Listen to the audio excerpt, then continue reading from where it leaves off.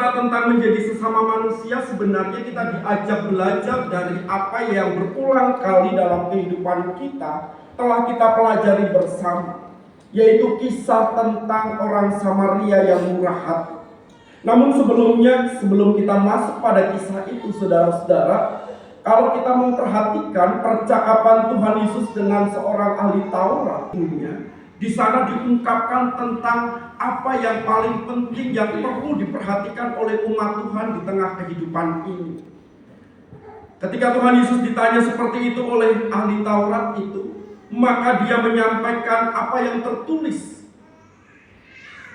dalam hukum Tuhan. Dan kemudian ahli Taurat itu mengatakan tentang hukum kasih yang sudah kita pahami di dalam kehidupan kita, yang mengajarkan kepada kita tentang dua hal: kasih kepada Allah dan kasih kepada sesama. Sebagai umat Tuhan, kita dipanggil untuk menjalani kehidupan dalam kasih kepada Allah dan juga kasih kepada sesama. Dua hal ini tidak boleh kita abaikan, karena dua hal ini satu dengan yang lainnya saling melengkapi. Sebagai orang-orang yang percaya kepada Allah, tentu kita bisa saja mengatakan bahwa kita adalah orang-orang yang mengasihi Allah. Dengan cara apa? Misalnya dengan beribadah, dengan melakukan setiap kehendak Tuhan, dengan mendengarkan setiap firman Tuhan, dengan menyediakan diri kita untuk berdoa dan membangun relasi dengan Tuhan secara intim. Tentu itu bagian dari cara kita mewujudkan kasih kita kepada Allah. Dan itu diaminkan juga oleh ahli Taurat ini. Baginya, mengasihi Allah bukanlah perkara yang susah. Apalagi dia adalah seorang ahli Taurat yang pada masa itu dipandang sebagai orang yang memiliki pemahaman yang cukup banyak dan lebih lengkap terkait dengan hukum-hukum Tuhan dibandingkan dengan orang-orang awam. Maka mengasihi Allah menjadi sesuatu yang baginya bukan perkara susah.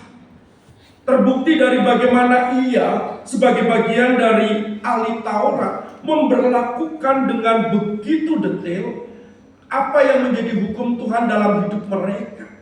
Bahkan karena rincinya aturan-aturan itu, mereka membuat supaya aturan-aturan itu lebih jelas dan lebih mudah untuk dipraktikkan dalam kehidupan umat Allah. Itu kalau bicara tentang mengasihi Allah.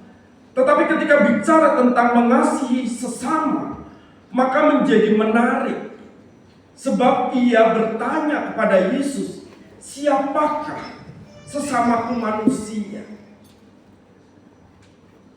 Mungkin bagi kita pertanyaan ini adalah sebuah pertanyaan biasa dan tidak perlu sebenarnya ditanyakan. Karena yang namanya manusia adalah mereka yang memiliki kemiripan dengan kita yang Tuhan ciptakan di tengah kehidupan kita. Siapapun mereka dengan latar belakang apapun, mereka adalah bagian dari sesama kita.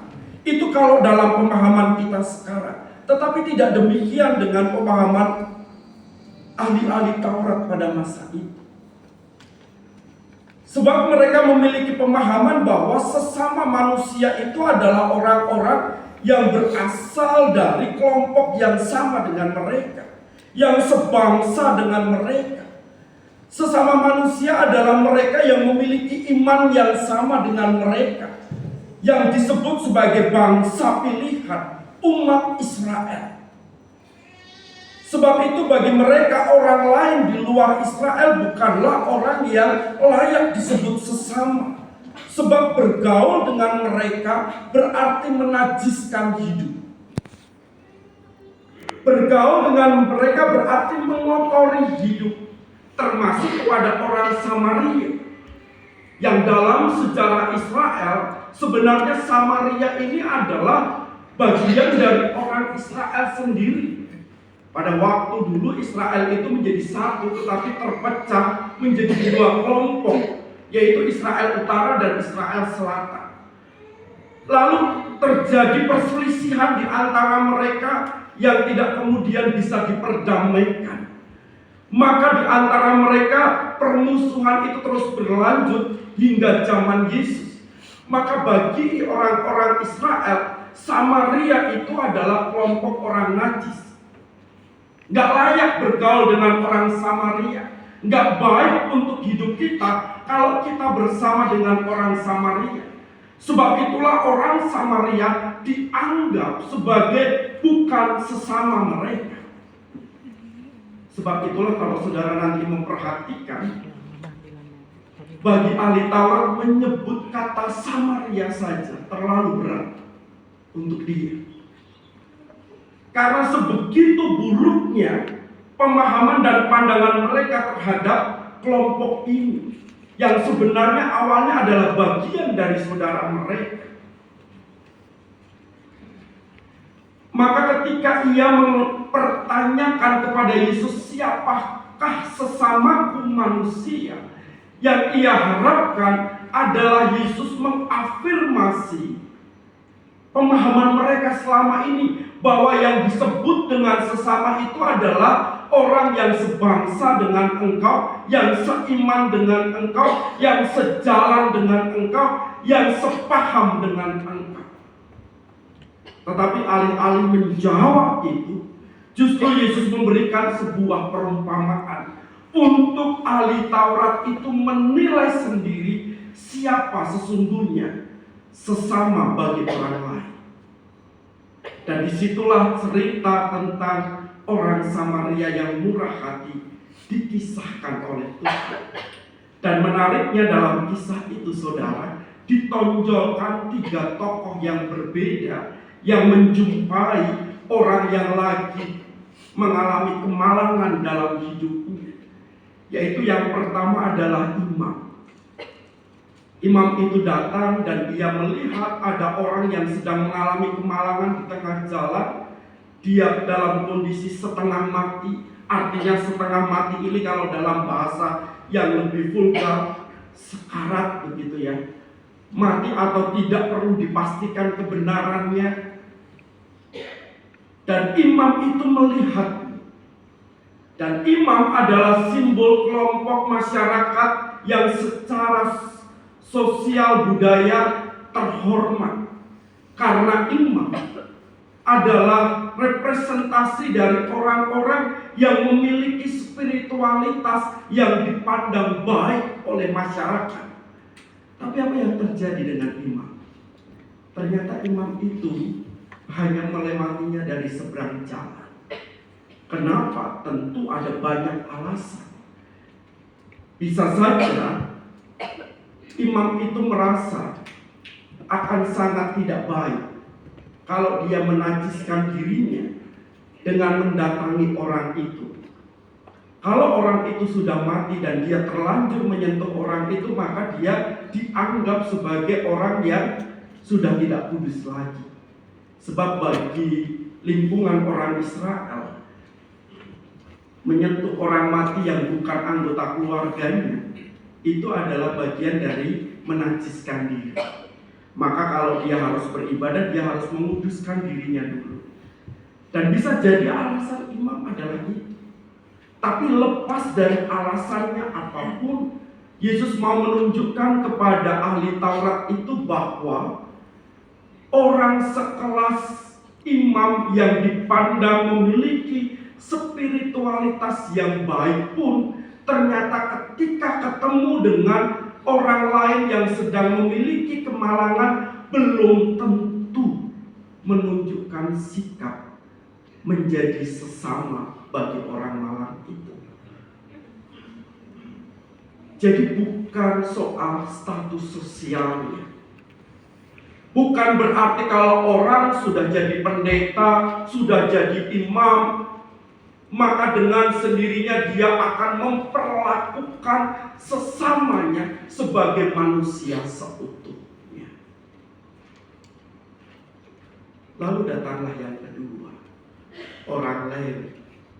Orang Lewi ini memang dalam strata sosial orang Israel tidak sehebat imam. Tetapi mereka juga adalah pekerja-pekerja bait Allah. Mereka itu adalah orang-orang yang memiliki kekhususan.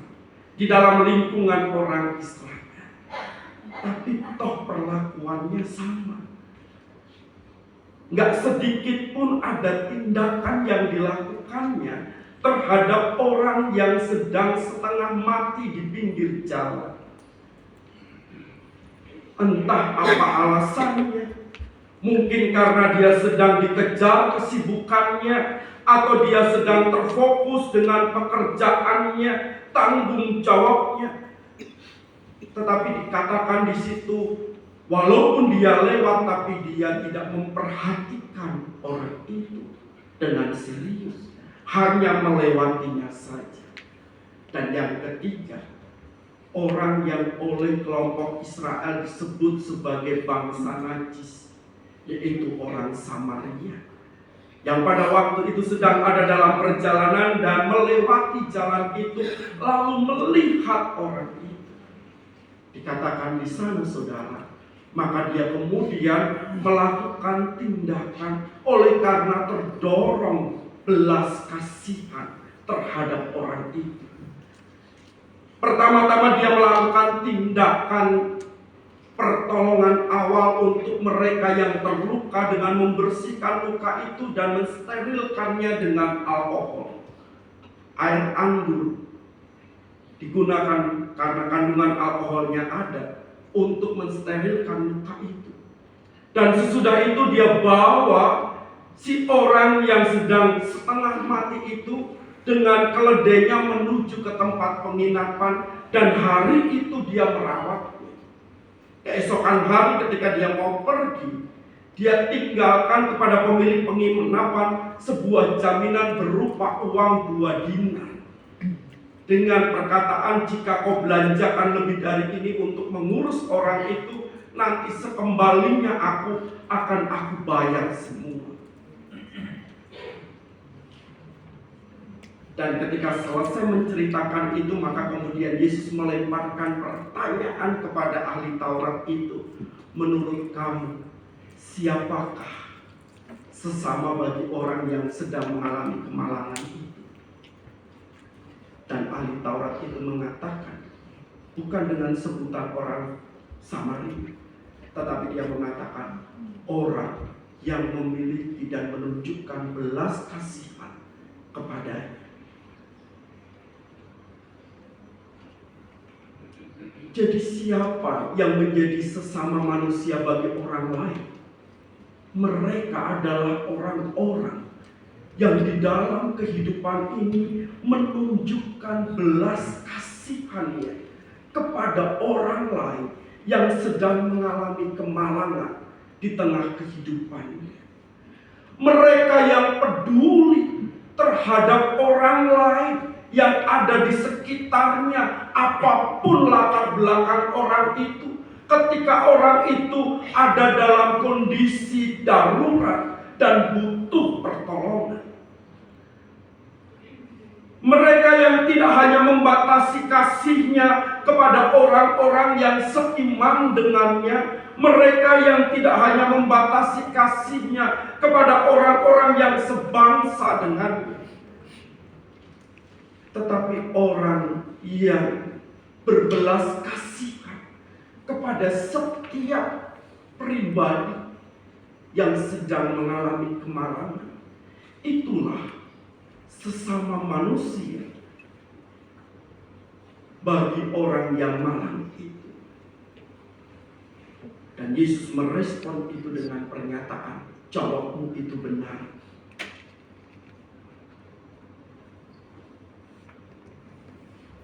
Yang menjadi sesama manusia bagi orang itu bukanlah mereka yang punya status sosial keagamaan hebat, bukanlah mereka yang bekerja di bait Allah, tetapi mereka yang mampu menunjukkan belas kasihan secara nyata kepada orang yang mengalami kemalangan itu. Sebab itu pergilah dan lakukanlah. Nah saudara, pertanyaan, apakah kita menjadi bagian dari orang Samaria itu? Apakah hidup kita selama ini telah menjadi hidup yang mempedulikan orang lain yang mengalami kemalangan di tengah kehidupan ini? Apakah kita menjadi orang-orang yang peduli terhadap mereka yang sedang dalam kondisi terpuruk, dan kita menghadirkan kasih kita kepada mereka? Bukankah acap kali kita menjadi seperti para imam? Bukankah acap kali kita menjadi seperti para Lewi, yang karena kesibukan kita, karena pertimbangan kita, kita memilih untuk membiarkan orang yang Tuhan hadirkan untuk kita tolong di tengah kehidupan kita. Apapun alasannya. Kadang karena kita terlalu sibuk, kadang karena kita merasa saya sendiri sedang punya masalah berat, saya sendiri sedang tidak cukup, saya sendiri sedang punya kebutuhan, saya sendiri masih perlu diperhatikan. Lalu kita punya alasan mengatakan, saya tidak akan bantu, saya tidak bisa menolong. Orang Samaria itu bukanlah pengangguran. Dia di situ bukan karena dia sedang bertamasya. Dia ke situ karena dia sedang menempuh perjalanan, gak tahu mau kemana. Tentu perjalanan itu menjadi perjalanan yang penting bagi dirinya. Tapi toh dia berani dengan sejenak berhenti untuk memberi perhatian kepada orang yang tidak dikenalnya itu. Bisa saja itu orang yang membenci dia. Bisa saja itu orang yang betul-betul tidak dia kenal selama ini dan punya maksud yang jahat kepadanya. Bisa saja. Tetapi itu tidak membuat kemudian orang Samaria itu menangguhkan belas kasihnya pada orang yang sedang dalam kondisi terpuruk itu.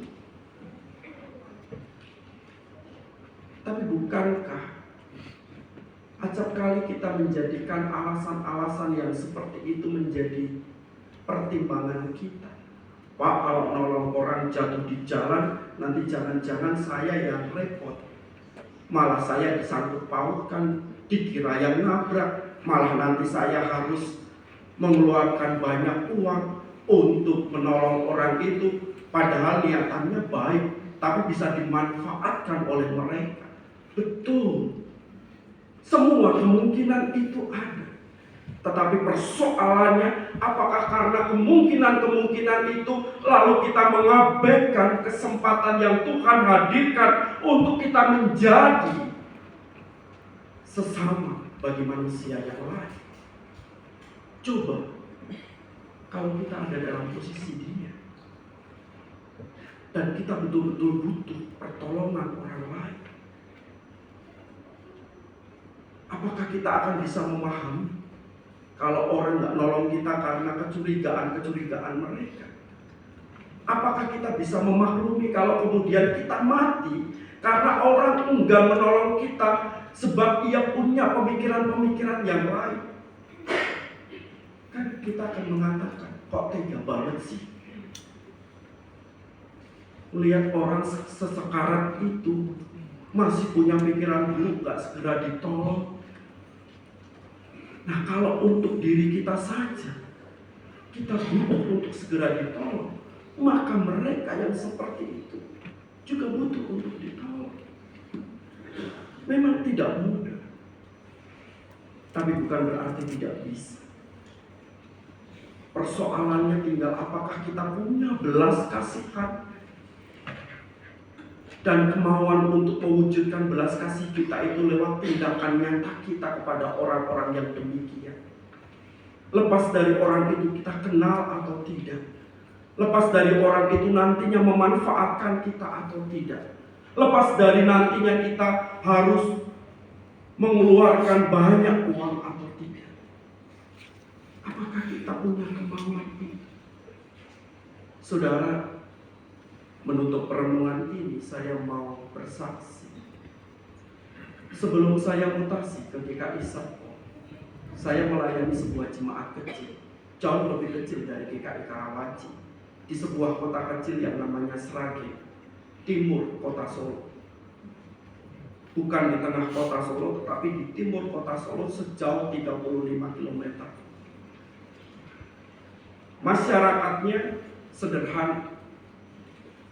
Kami dalam pelayanan gereja kami pada waktu itu, kas gereja itu nggak banyak.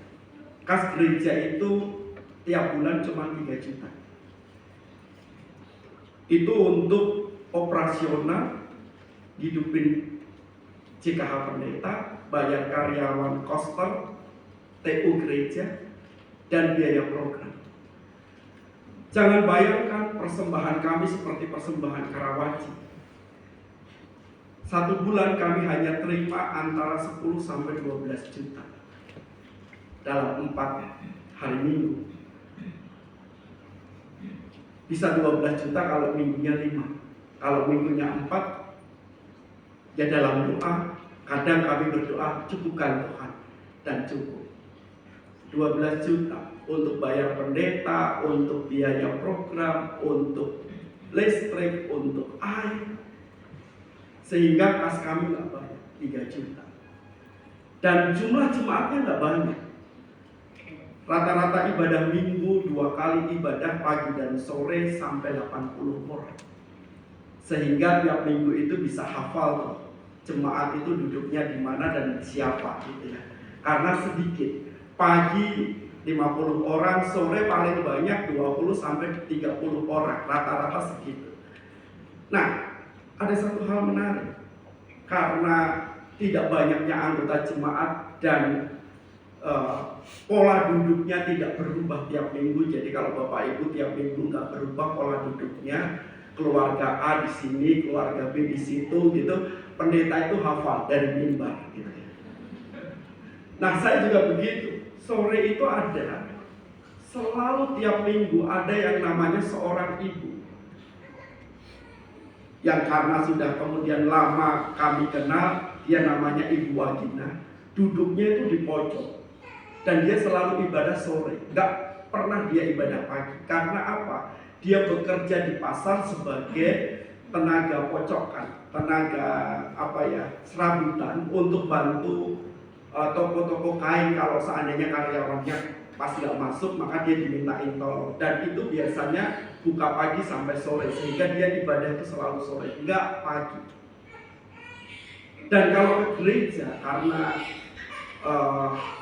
dia orang sederhana, dia naik sepeda kami gitu. Jadi kami hafal gitu. Terus duduk tuh nggak pernah pindah di sisi sini gitu, nggak pernah.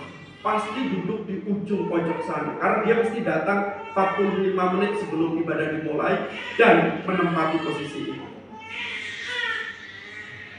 3 hari minggu berturut-turut dari atas mimbar saya tidak pernah melihat ibu itu di sana. Minggu pertama nggak melihat, minggu kedua nggak melihat, minggu ketiga saya nggak melihat. Lalu saya berpikir, oh mungkin dia lagi di luar kota. Minggu depan kali dia datang. Minggu keempat tidak datang. Maka kemudian saya ngobrol dengan penatua yang tugas sore. Kenapa ya kok tumben 4 hari minggu nggak datang? Kali ini Pak ditunggu aja, kali minggu depan datang. Tuh, minggu berikutnya saya tunggu dan nggak datang lagi. Tapi waktu itu saya nggak khotbah, saya cuma terima tamu, terus habis itu nggak datang lagi. Berarti besok kita ke rumah. Lalu kami datang di rumah itu.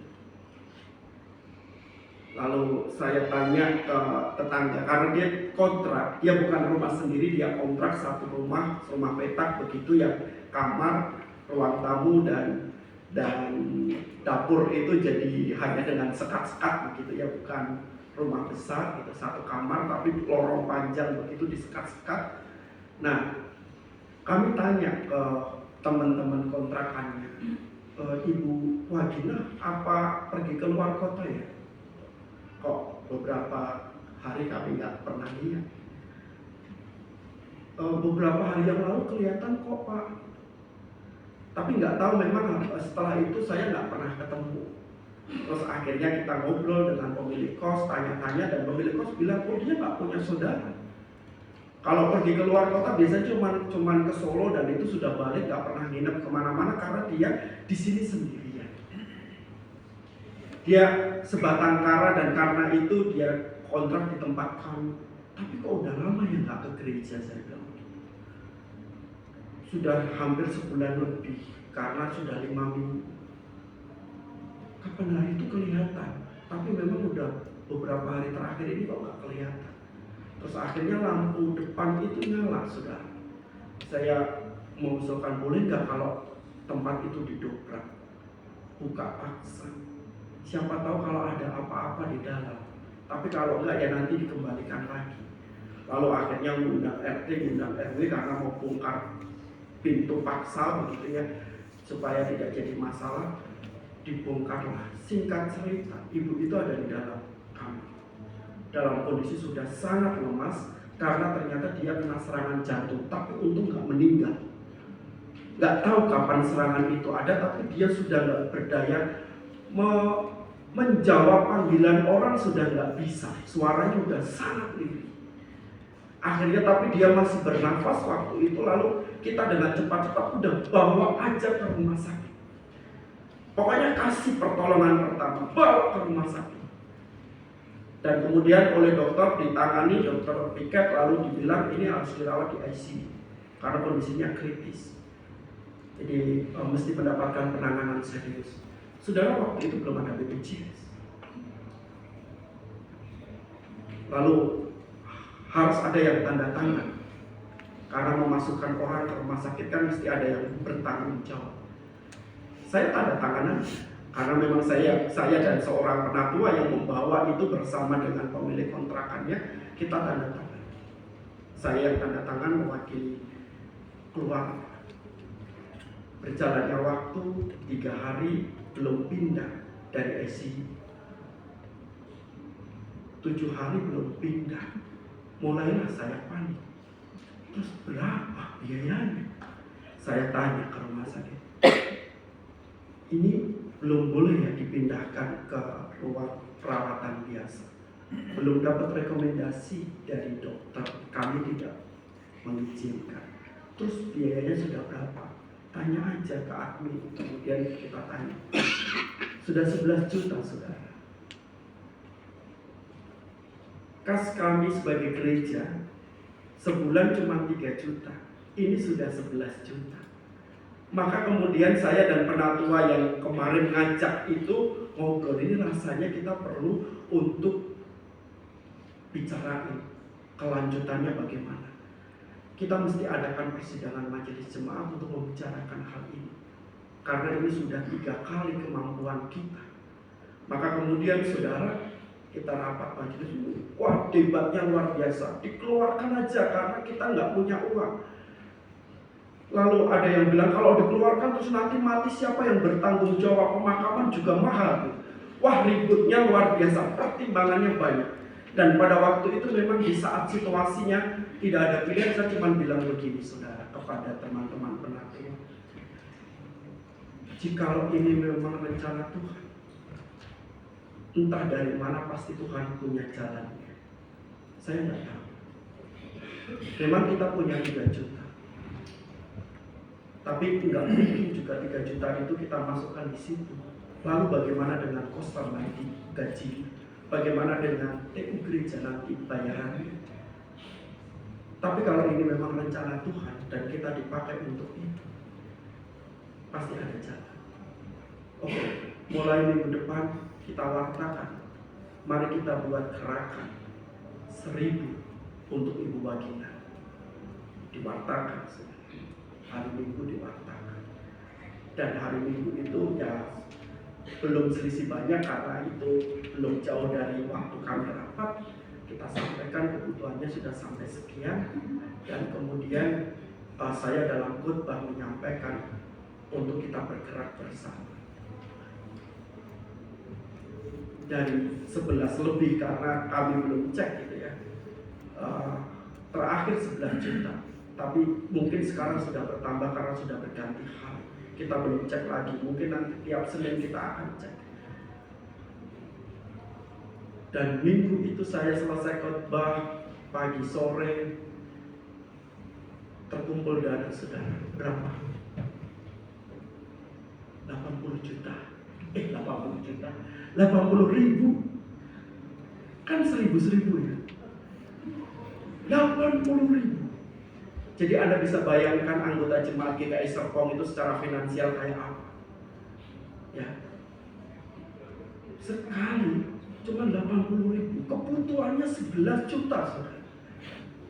Pak, ini baru 80 ribu. Minggu depan dikhotbahin lagi ya Pak? Oke. Pokoknya kita gerakan terus. Minggu depan angkanya sudah 2 kali lipat saudara. 2 kali lipat saya khotbahkan lagi. Dan luar biasa di minggu kedua ini kita nggak tahu, tapi itu bagian dari Tuhan hadirkan. Ada satu keluarga yang berasal dari luar kota. GKI Sragen itu ada di jalan protokol, jalan arteri, jalan utama yang menghubungkan antara Jawa Tengah dan Jawa Timur. Jadi sebelum ada tol, orang Surabaya kalau mau ke Jogja pasti lewat depan GKI Sragen. Dan sudah menjadi kelasiman. Sesekali kami kedatangan tamu tak dikenal yang hanya sekali saja beribadah karena dia dari Surabaya mau main ke Jogja. Lalu berangkat dari Surabaya malam, pagi-pagi sudah sampai di wilayah Sragen, lalu cari tempat ibadah dulu sebelum melanjutkan. Biasanya tempat kami menjadi tempat yang banyak dipilih karena ada kata Indonesianya. Tidak selalu mereka adalah anggota GKI, tapi karena ada kata Indonesianya. Ada 2 gereja di arteri itu, yang satu Jawa, yang satu Indonesia. Maka seringkali tempat kami menjadi tempat singgah. Nah, hari itu saudara, ada satu keluarga dari Surabaya mau ke Jogja. Lalu ibadah di tempat kita jam 7 pagi. Lalu mendengar khotbah saya dan pewartaan kebutuhan. Keluar dari ruang ibadah, dia menjumpai saya dan dia berkata, Pak, saya nggak tahu apakah keberadaan kami sekeluarga di sini diutus Tuhan atau tidak. Tetapi ketika hari ini kami mendengar khotbah dan kebutuhan untuk Ibu Wagina, hati kami tergerak. Kami sudah memberikan persembahan untuk Ibu Wagina melalui kantong yang sudah disediakan 1000 untuk Ibu Wagina. Tetapi kalau seandainya kurang, tolong kabarin kami akan tutup sejumlah kebutuhan. Dan waktu itu 38 sekian juta akhirnya saudara, untuk sampai dia keluar dan sembuh gitu ya, berpulih. Itu totalnya 38 juta. Nah, lalu saya bilang ke keluarga ini, oke, kalau gitu Anda berhubungan langsung, mumpung ini penatua bendaharanya pas ada tugas. Jadi silakan komunikasi, tukar informasi. Selebihnya komunikasinya nanti dengan bendahara, karena kami mempercayakan untuk urusan administrasi di rumah sakit dengan. Dan benar saudara, 38 juta itu terpenuhi oleh keluarga ini. Dia kirim pertama di situ gitu ya, karena dia uangnya mungkin cashnya nggak banyak, dia cuma kasih 1,5 juta. Jadi hari itu terkumpul minggu kedua itu 1,5 juta plus 200 ribu itu dari internal kami. Jadi kalau dalam kemampuan GKI Sragen sendiri, minggu lalu 80 ribu, minggu ini 200 ribu. Jadi 2 minggu 280 ribu. Kalau sampai 38 juta, butuh berapa tahun?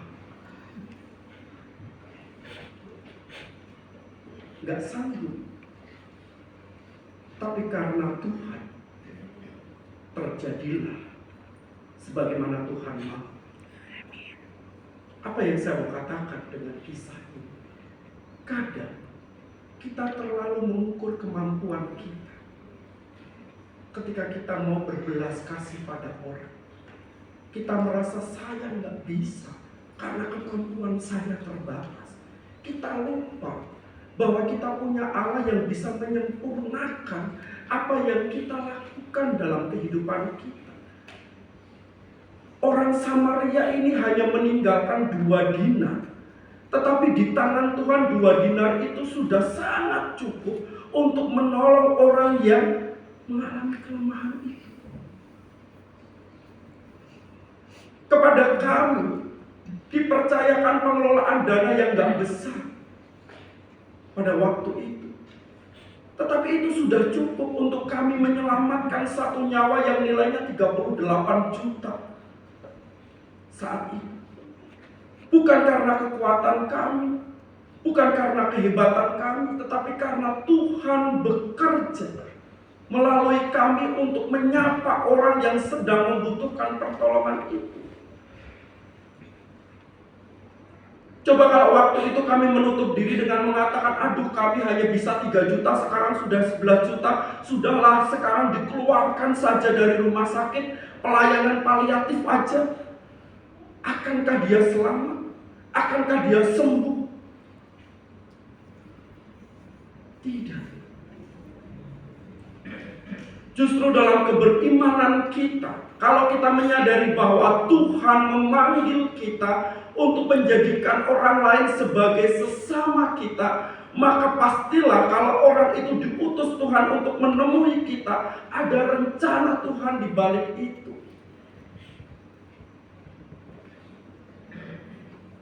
Bukan semua kebetulan dalam hidup kita.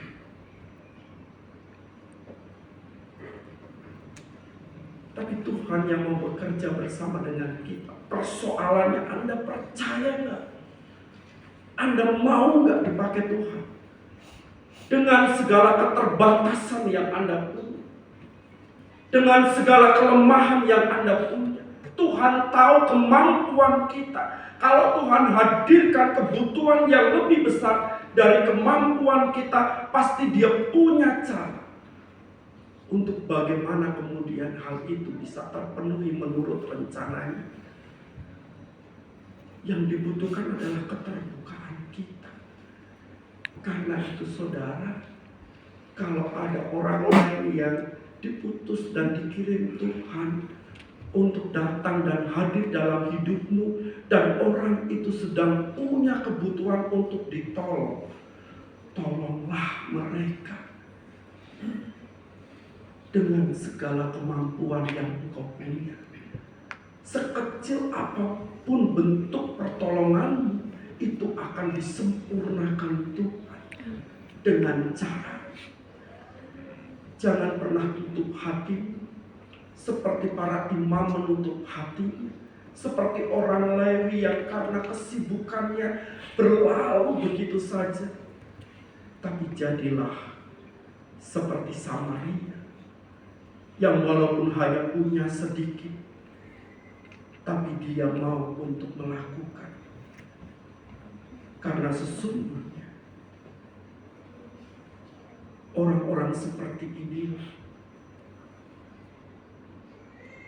yang kadang Tuhan hadirkan dalam hidup kita.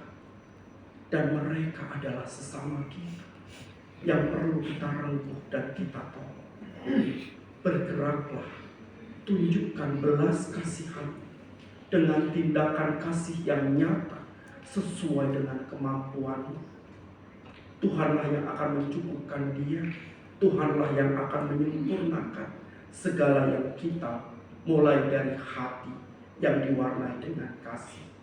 Kiranya kita dimampukan untuk melakukan itu dalam kehidupan kita.